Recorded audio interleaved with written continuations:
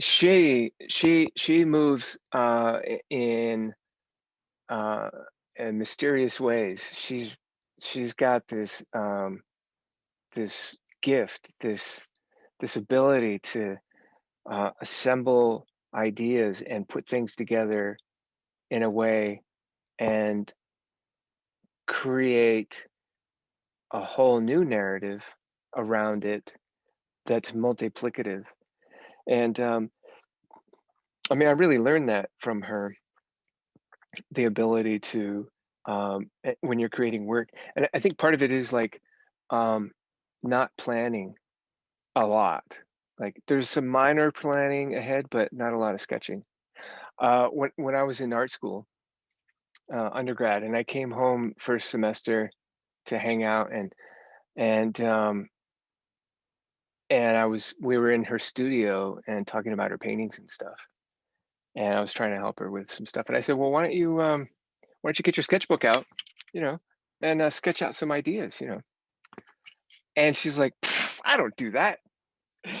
And I was like, wait a minute, just like a year ago, you like bought me these sketchbooks, like don't forget to sketch in your sketchbook because that's what you're supposed to do as an artist, like made me like do that stuff. But she's like, "Ah, I don't do that stuff, kind of thing." It was really funny, but neither of us really do that, I mean, we write down ideas. I write down a lot of words, titles and things all the time. Uh, but she her approach is to take these things and start working on the piece and then think about something as things are happening. For instance, like if you're making a mark, a line, and you're making this line, it's moving along, and it suddenly it hits you like, my gosh, this is like a Jasper Johns, or this is like Cy Twombly, or Miro or something. Like having that identity is really important because it puts validity into the work. It's kind of like if you're playing a musical piece or something, and you're like, oh my gosh, that sounds like Bach, or well, that sounds like Carlos Santana, kind of thing. Like you're doing your job as an artist. And so that's sort of the process that I learned from Jean, um, how to put things together. And so that piece was part of a suite.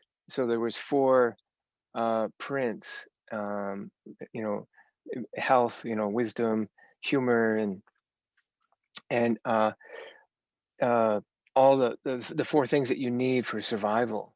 And so they're chock full of like content. It's like packed in there. There's no space hardly to breathe. There's just a little space around the edges. But there's those two figures, and then there's a figure that's upside down, which is humor because the world is upside down.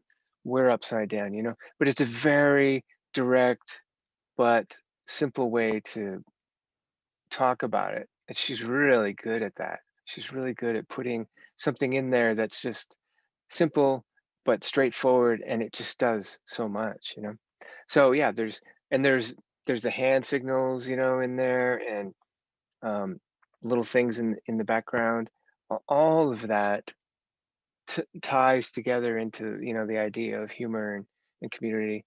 And there's a coyote in there, which is that's coyote, right? Coyote speaking kind of thing, which is really good.